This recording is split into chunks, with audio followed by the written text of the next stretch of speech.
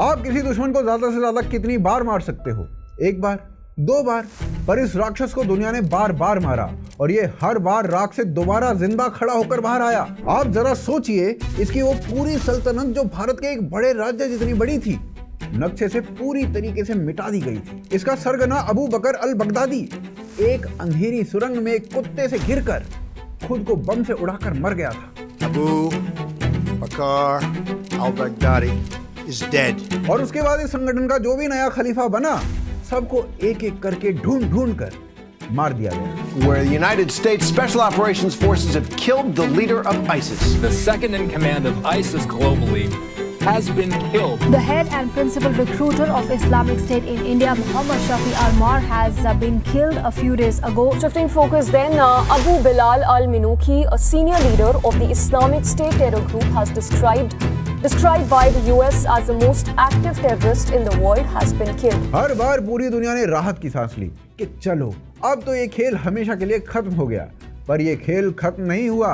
आज साल 2026 में ये राक्षस सीरिया से लेकर अफ्रीका तक पहले से भी ज्यादा फैल चुका है। खुद इराक की खुफिया एजेंसीज मान रही हैं कि सिर्फ एक साल के अंदर इसके लड़ाके करीब 5 गुना बढ़ चुके हैं। Iraq's chief military intelligence officer has a grave warning. He says that ISIS is planning to rebuild its terror operation from the rubble of its so-called caliphate. और आज तो आईसिस से जुड़ने का वो जहर किसी एक इलाके तक सीमित नहीं रहा है, बल्कि पूरी दुनिया में फैल चुका है।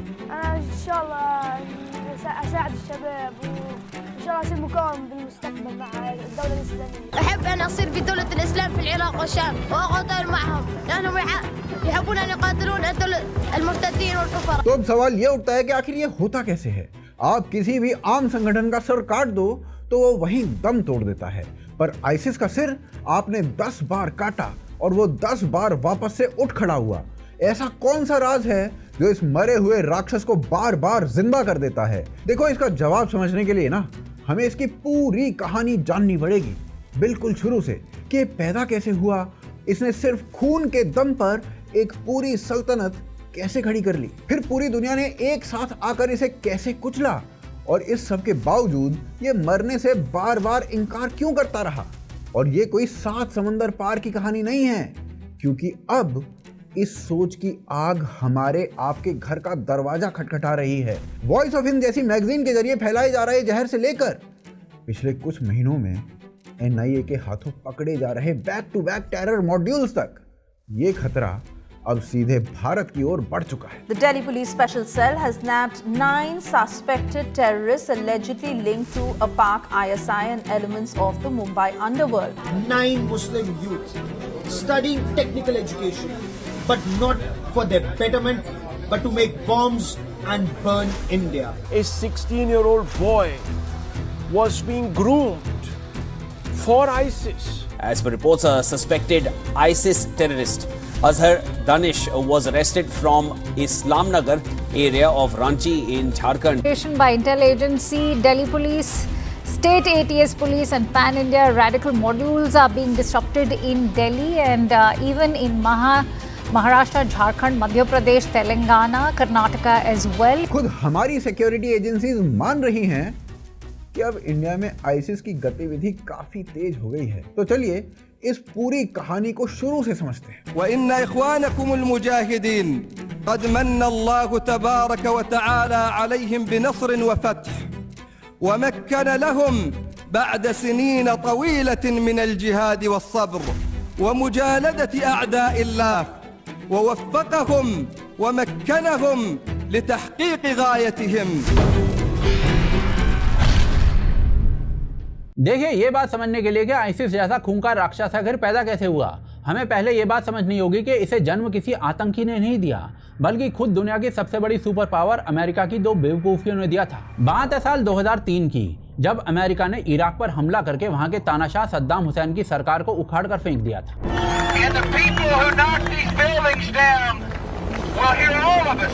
Ladies and gentlemen, we got him. In the Battle of Iraq, the United States and our allies have prevailed. Because of you, the tyrant has fallen and Iraq is free. युद्ध तो अमेरिका ने आसानी से जीत लिया, पर इसके बाद ही असली गड़बड़ शुरू हुई। इराक को चलाने की जिम्मेदारी मिली एक अमेरिकन अफसर पॉल ब्रीमर को। और इस आदमी ने 2 ऐसे फैसले लिए जो किसी भी जलते हुए घर में पेट्रोल डालने जैसे थे। पहला फैसला यह कि उसने इराक की पूरी फौज यानी कि पूरे 4 लाख सैनिकों को एक झटके में नौकरी से निकाल दिया। आप जरा सोचकर देखिए कि 4 लाख ट्रेंड सैनिक जिनको हथियार चलाने आते थे, जिनके पास हथियारों के कनेक्शंस भी थे, वो अब सड़क पर थे, बेरोजगार थे और अमेरिका से बुरी तरीके से नफरत करने लगे थे। Before long, thousands of armed men were unemployed and growing angrier by the day. They soon formed insurgent groups to drive out the American occupier. और दूसरा फैसला यह था कि उसने सद्दाम की पार्टी से जुड़े हर आदमी को सरकारी नौकरी से बाहर निकाल दिया था। यानी कि हजारों पढ़े लिखे लोग एक ही झटके में बेरोजगार और गुस्से से भर गए थे। तो भाई साहब, ऐसे में इराक के अंदर एक ऐसा पावर वैक्यूम बन गया था जो किसी टाइम बॉम्ब की तरह फटने को तैयार था। और ऐसे में इस कहानी में एंट्री होती है एक ऐसे शैतान की जिसका नाम था अबू मुसाब अल जरकावी। ये जॉर्डन का एक मामूली गली का गुंडा था कभी, जो जेल में जाकर एक कट्टर आतंकवादी बनकर बाहर निकला था। और इसके दिमाग में जो जहर भरा हुआ था वही इस कहानी का असली विलेन है। अब ये जहर क्या है उसे ध्यान से समझिए, क्योंकि यही पूरी स्टोरी की जड़ है। देखिए, इस रेडिकल सोच का सबसे बड़ा वेपन है एक कॉन्सेप्ट जिसे तकफीर कहते हैं, यानी किसी को भी काफिर करार दे देना। इनकी सोच में पूरी दुनिया बस 2 हिस्सों में बटी हुई है, एक ये खुद हैं और बाकी सब में काफिर रहते हैं। और काफिर का मतलब हर वो इंसान जो इस्लाम को नहीं मानता है, यानी कि हर हिंदू, हर ईसाई, हर यहूदी और इवन नॉन सुन्नीज, वो भी काफिर है इनके हिसाब से। और ऐसे में जरकावी के अनुसार एक काफिर को मारना कोई गुनाह नहीं था, बल्कि सबाब का काम था। According to Salafi jihadi ideology, if an Muslim land is conquered by non-Muslim forces, that forms a legitimate pretext for rallying Muslim troops. Everyone really who is a Muslim is duty bound to come and defend that territory. आपको बता दूं कि Zarqawi की सबसे खतरनाक बात यह थी कि इसकी हैवानियत की कोई हद नहीं थी। इसने ट्रक बम से धमाके करवाए, मासूमों के सर कलम करवाए, उनके वीडियोस दुनिया भर में फैलवाए। और इसका बेसिक रीजन ये था कि पूरी दुनिया में लोग खौफ से कांप उठें। और एक सोची समझी साजिश के तहत इस बंदे ने इराक को कम्युनल वायलेंस की आग में झोंक दिया। नतीजा ये हुआ कि अकेले साल 2006 में इराक के अंदर कम्युनल वायलेंस से करीब 34,000 लोग मारे गए। खैर, अमेरिका ने आखिरकार 2006 में एक हवाई हमले में जरकावी को मार गिराया। तो आपको ऐसे में लगेगा कि भाई सांप का सर कुचल दिया, अब तो खेल खत्म हो गया। पर यहीं पर इस कहानी का सबसे जरूरी सबक छुपा हुआ है, जो आगे बार बार दोहराया जाने वाला है। आप एक आदमी को मार सकते हो, पर एक सोच को नहीं मार सकते। और इसीलिए जरकावी तो मर गया, पर उसकी फैलाई हुई जहरीली सोच अभी भी जिंदा रही। और उसके लोगों ने अपने संगठन का नाम बदल कर रख लिया इस्लामिक स्टेट ऑफ इराक। और अब इस कहानी का सबसे चौंकाने वाला ट्विस्ट सुनिए। अमेरिका ने इन आतंकवादियों को पकड़ कर अपनी एक जेल में डालना शुरू कर दिया, और उस जेल का नाम था कैंप बूका। अमेरिका को लगा कि उसने इन आतंकवादियों को कैद कर लिया है, पर असल में उसने अनजाने में इन्हें एक ही छत के नीचे इकट्ठा कर दिया था। उस जेल के अंदर ये सारे आतंकवादी एक दूसरे से मिले, उन्होंने आगे की पूरी प्लानिंग की और एक दूसरे को और भी ज्यादा कट्टर बना दिया। आज दुनिया उस जेल को आईसिस की जिहादी यूनिवर्सिटी कहती है, क्योंकि आईसिस के आने वाले कई बड़े लीडर्स इसी जेल की पैदाइश थे। और इसी जेल से निकला वो आदमी जो इस सोच को इराक की गलियों से उठाकर एक पूरे साम्राज्य, एक पूरे एम्पायर में बदलने वाला था, जिसका नाम था अबू बकर अल बगदादी। ये बंदा जरकावी से भी ज्यादा हैवान और ज्यादा खतरनाक था। एक ऐसा आतंकवादी जो खून बहाने से पहले 1 सेकंड नहीं सोचता था। और इस बंदे ने आगे जाकर जो किया, उसने पूरी दुनिया को हिलाकर रख दिया।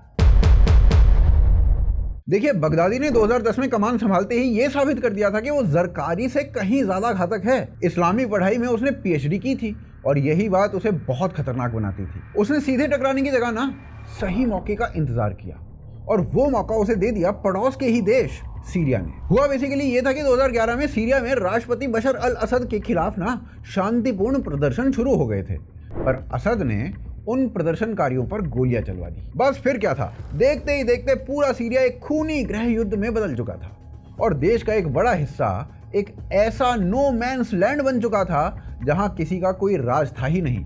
यानी ठीक वैसा ही वैक्यूम जैसा इराक में बन गया था। बगदादी तो जैसे इसी मौके की ताक में बैठा था, उसने अपने लड़ाके सीरिया में घुसा दिए और इस अफरा तफरी का पूरा फायदा उठाकर अपनी ताकत तेजी से बढ़ाना शुरू कर दिया। और फिर आया जून 2014, जब इस संगठन ने वो कर दिखाया जिसने पूरी दुनिया की नींदें उड़ा दी। अब इनकी नजर पड़ती है इराक के दूसरे सबसे बड़े शहर मोसूल पर, जहां 20 लाख लोग रहते थे और जिसकी हिफाजत के लिए ना इराक करीब 30,000 ट्रेंड सैनिक तैनात रखता था।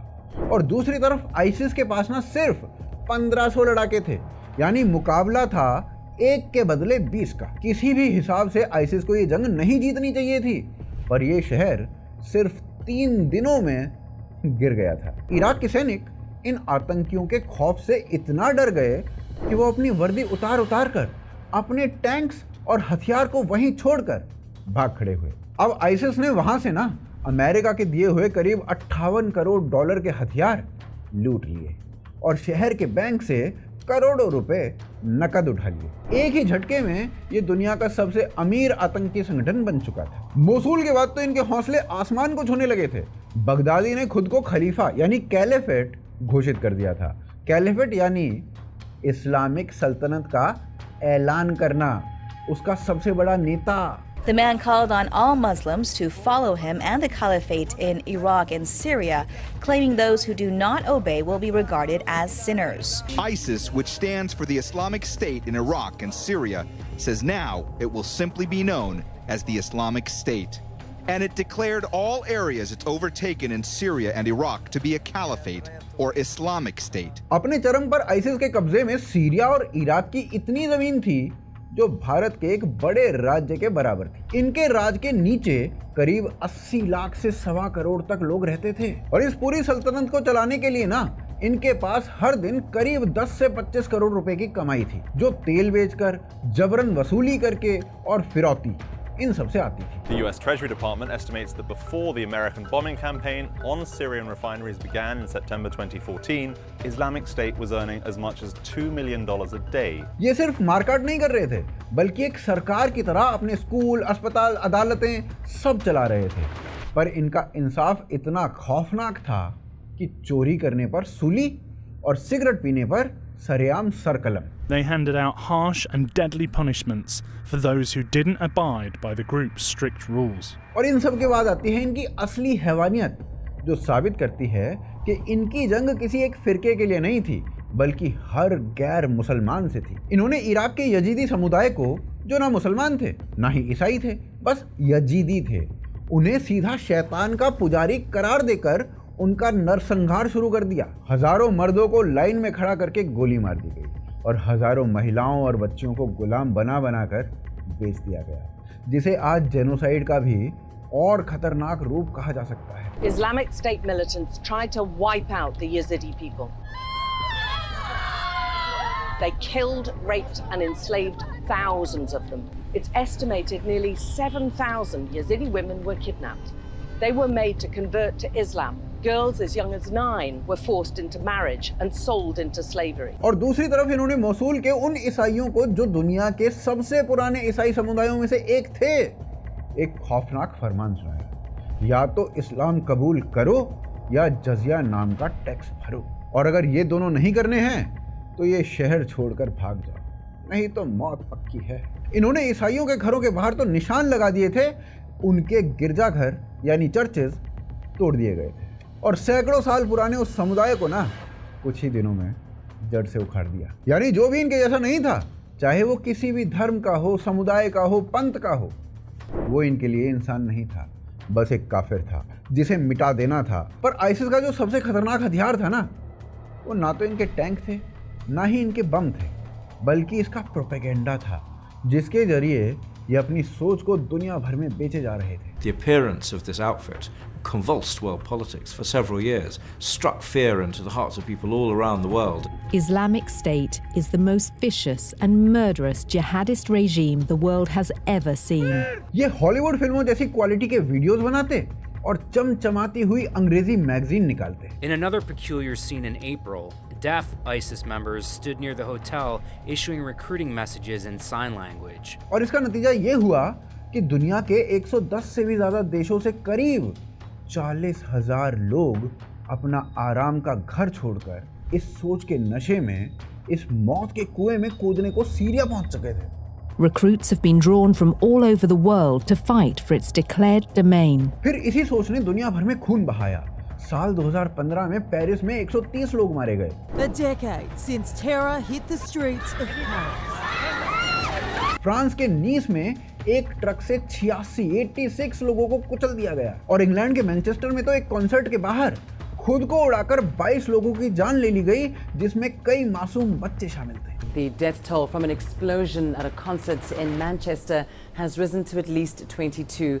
More than 50 people have been injured. Thousands of fans, many of them children, had gathered at the Manchester Arena to see US singer Ariana Grande perform when a suicide bomber struck. पर हर जुल्म की एक हद होती है और जब वो हद पार होती है तो बड़े से बड़ा शेर भी अपनी नींद से जाग जाता है। आईसिस की इसी हैवानियत ने अब उस ताकत को जगा दिया था जिसके जागने का मतलब था इस सल्तनत का खात्मा। तो अब देखते हैं कि दुनिया ने इस राक्षस को मारा कैसे।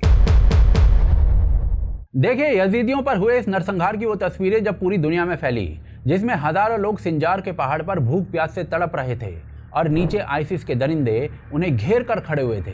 तो इस पूरे इंसिडेंट ने अमेरिकन प्रेसिडेंट ओबामा को मजबूर कर दिया और अगस्त 2014 में अमेरिका ने आईसिस पर हवाई हमले शुरू कर दिए। We're going to do so by systematically squeezing them, cutting off their supply lines, cutting off their financing, taking out their leadership, taking out their forces, taking out their infrastructure. और America इसमें अकेला नहीं था। इस राक्षस को मारने दुनिया के करीब 80 से ज्यादा देश एक साथ आ गए। और यहीं इस कहानी की सबसे दिलचस्प बात यह है कि इस कोलिजन में ऐसे ऐसे देश एक साथ खड़े थे जो आपस में एक दूसरे के कट्टर दुश्मन थे। एक तरफ अमेरिका कुर्द लड़ाकों को हथियार दे रहा था और दूसरी तरफ उनका अपना साथी देश टर्की उन्हीं कुर्दों को आतंकी मानता था। रूस अपने हिसाब से बम गिरा रहा था और ईरान अपने हिसाब से। कोई आईसिस को बचाने के लिए लड़ रहा था और कोई आईसिस को खत्म करने के लिए। एनीवेज, धीरे धीरे असली जंग जमीन पर शुरू हो गई।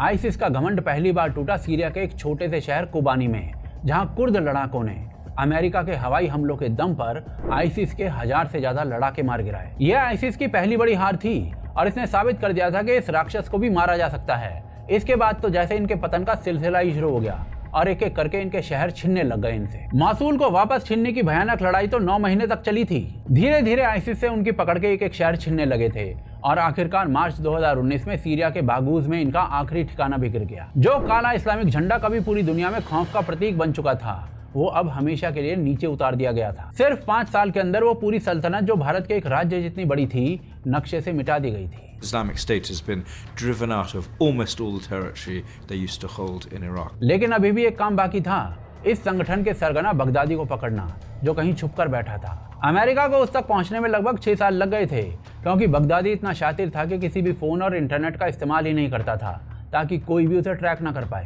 पर अमेरिका की इंटेलिजेंस ने उसे सीरिया के एक छोटे से गांव से ढूंढ निकाला।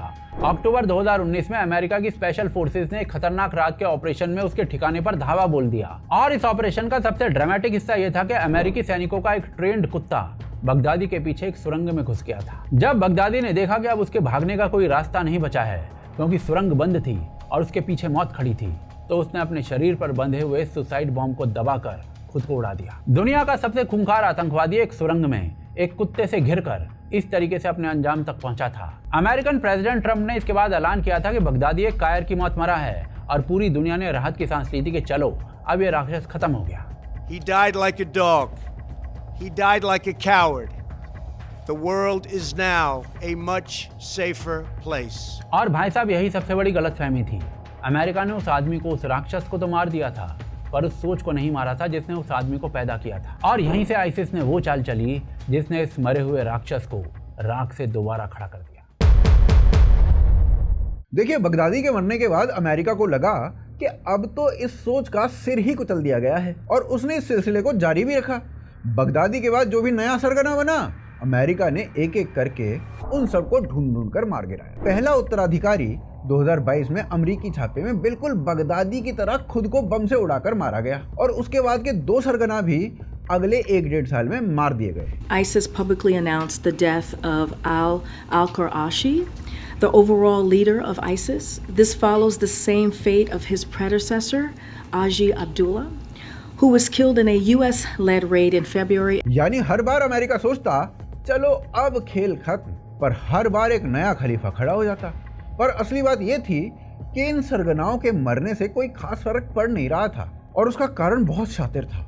आईसिस ने अपना पूरा ढांचा ही बदल दिया था। पहले इसका एक साफ सिर हुआ करता था, एक खलीफा, एक जगह पर बैठी सल्तनत जिसे निशाना बनाना बहुत आसान था। पर अब इसने खुद को एक ऐसे जाल में बदल लिया जिसका कोई सिर नहीं था, कोई पैर नहीं था, कहाँ ढूंढे कुछ पता नहीं था। आज इसका जो मौजूदा सरगना है, दुनिया को उसका नाम तक नहीं पता, उसकी असली पहचान तक नहीं पता।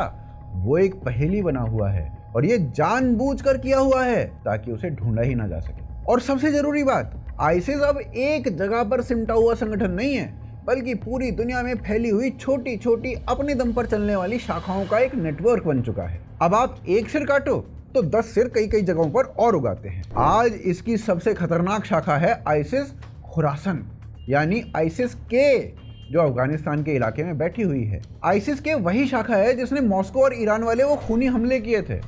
दूसरी तरफ अफ्रीका में आइसिस की सोमालिया वाली शाखा सिर्फ 1 साल के अंदर अंदर अपने आप को दुगना कर चुकी है। और सबसे हैरानी की बात तो ये है कि अमेरिका के अपने सैन्य अधिकारी अब ये मानते हैं कि आइसिस का पूरा ग्लोबल नेटवर्क अब शायद इसी सोमालिया से चलाया जा रहा है। यानी इस राक्षस का दिल अब इराक, सीरिया यहाँ से निकल के अफ्रीका में पहुंच चुका है। और तो और हमारे पड़ोस में 2026 में भिखारिस्तान की कैपिटल इस्लामाबाद, वहां पर एक शिया मस्जिद में बमबारी हुई, उसके पीछे भी आइसिस की इसी शाखा का हाथ था। Now, the Islamic State group says it carried out the suicide bombing that killed more than 30 people at a Shia mosque in the Pakistani capital, Islamabad, on Friday. और अब इनका सबसे खतरनाक हथियार समझिए, जिसे लोन वुल्फ अटैक कहते हैं। पहले इन्हें किसी को आतंकी बनाने के लिए सीरिया बुलाना पड़ता था, अब ये किसी को बुलाते नहीं हैं। अब ये दुनिया के किसी भी कोने में बैठे एक अकेले इंसान को सिर्फ इंटरनेट और अपने जहरीले वीडियोस के जरिए उसके घर में बैठे बैठे दिमागी तौर से इतना भड़का देते हैं, उसके मन में दूसरों के लिए इतनी नफरत पैदा कर देते हैं कि वो अकेला ही अपने देश में जाकर हमला कर देता है। इस अकेले भेड़िए यानी लोन वुल्फ वाली रणनीति से इन्होंने अमेरिका और यूरोप में अब तक 1200 से ज़्यादा लोगों को मार दिया है, वो भी बिना आइसिस के किसी आदमी से सीधा मिले हुए। अपनी ज़मीन, अपना पैसा, अपने सारे बड़े लीडर, सब कुछ खोने के बाद सबको लग रहा था कि अब तो ये राक्षस ठंडा पड़ जाएगा, पर हो रहा है इसका बिल्कुल उल्टा। दिसंबर 2024 में जब सीरिया में असद की सरकार गिरी थी तो वहाँ फिर से वही पुरानी इंस्टेबिलिटी पैदा हो चुकी थी, ठीक वैसा ही खालीपन जैसा 2003 में अमेरिका ने इराक में पैदा किया था, जिसने सबसे पहले इस राक्षस को जन्म दिया था। इतिहास खुद को अब दोहरा रहा है और आइसिस तो जैसे इसी मौके की ताक में बैठा था। जैसा कि हमने आपको शुरू में बताया था कि इराक के खुफिया प्रमुख के मुताबिक सिर्फ 1 साल में सीरिया में इनके लड़ाके 2000 से बढ़कर 10,000 हो गए हैं। Iraq's chief military intelligence officer has a grave warning. He says that ISIS is planning to rebuild its terror operation from the rubble of its so-called caliphate. तो भाई साहब आप ये मान के चलो कि एक टाइम बम अभी फटने का इंतजार कर रहा है। सीरिया की कुर्द फौज के जेलों में आज भी करीब 9,000 आइसिस के खूंखार लड़ाके बंद हैं और अल होद जैसे कैंपों में हजारों इनके परिवार। बस एक बड़ा जेल ब्रेक और आइसिस को बनी बनाई एक पूरी फौज वापस मिल जाएगी। Are leaders who evaded prisons like these, taking refuge in Turkey. Flush with millions of dollars and driven by revenge, they're plotting mass jail breakouts to rebuild the terror network. ऊपर से अमेरिका और उसका coalition Iraq और Syria से अपने कदम पीछे खींच रहा है, यानी वही गलती, वही खालीपन एक बार फिर तैयार हो रहा है। और खुद अमेरिका की सीना ये मान रही है कि आइसिस इराक और सीरिया में दोबारा खड़ा हो रहा है। और ये जो आग है ना, अब हमारे अपने घर का दरवाज़ा खटखटा रही है, चाहे वो वॉइस ऑफ हिंद मैगजीन से रैडिकल प्रोपेगेंडा फैलाना हो या फिर पिछले कुछ महीनों से एनआईए के द्वारा पकड़े जा रहे back to back terror modules हों। An ISIS-inspired module has been busted in the city where 2 operatives have been nabbed. There's a new hybrid warfare strategy allegedly being pursued against India through criminal terror network. A major terror module apparently was busted in the country with 12 suspects arrested across 6 states. And amongst them is a Hyderabad-based woman named Sayeda Begum, who is suspected of having links with both the ISIS and also apparently the Al-Qaeda. Police officials have arrested 10 people from 6 different states working on the module of ISIS. ये सब इसी बड़ी राजनीति का हिस्सा है। इसका एक ही मकसद है मुस्लिम यूथ के मन में वही जहर भरकर उन्हें हमले के लिए तैयार करना। तो सवाल ये उठता है कि राक्षस बार बार मरकर भी जिंदा क्यों हो जाता है, और इसका जवाब मैं आपको बिल्कुल साफ साफ दूंगा। आइसिस की असली ताकत कभी भी उसके लीडर या उसकी ज़मीन में थी ही नहीं। इस पूरी कहानी का असली विलन है वो रैडिकल इस्लामिस्ट आइडियोलॉजी, इस्लाम के नाम पर खड़ी की गई वो सरफिरी सोच जो हर गैर कट्टर इंसान को काफिर मानकर उसका खून बहाना जायज़ ठहरा देती है। आप एक आदमी को मार सकते हो, एक शहर को आज़ाद भी करा सकते हो, पर आप एक सोच पर बम कैसे गिरा सकते हो? जब तक ये जहरीली सोच जिंदा है और जब तक दुनिया में अफरा तफरी वाली ऐसी जगहें मौजूद हैं तो ये राक्षस कभी अफगानिस्तान से, तो कभी सोमालिया से, तो कभी सीरिया से बार बार राख से उठकर खड़ा होता रहेगा। तो मेरी राय तो यहाँ पर बिल्कुल साफ है, अमेरिका ने बगदादी को मारकर यह समझ लिया कि उसने जंग जीत ली, पर असल में वो हार गया, क्योंकि उसने शरीर पर तो वार किया पर सोच पर नहीं किया, और यही सोच इस शरीर को बार बार पैदा करती है। ये जंग बंदूकों और बमों से कभी नहीं जीती जाएगी, इसका प्रयोग करना चाहिए, लेकिन साथ साथ सोच को भी मारना चाहिए। ये तभी जीती जाएगी जब इस रेडिकल विचारधारा को जड़ से उखाड़ फेंका जाए, और हमें यानी हम भारतीयों को इस मामले में आंख मूंद कर बैठने की गलती कभी नहीं करनी चाहिए, ये सोचकर कि अमेरिका कुछ कर ही लेगा, सरकार कुछ कर ही लेगी, क्योंकि अब ये सोच सीधा हमारे घर की तरफ देख रही है। बाकी आप बताइए, आपको क्या लगता है,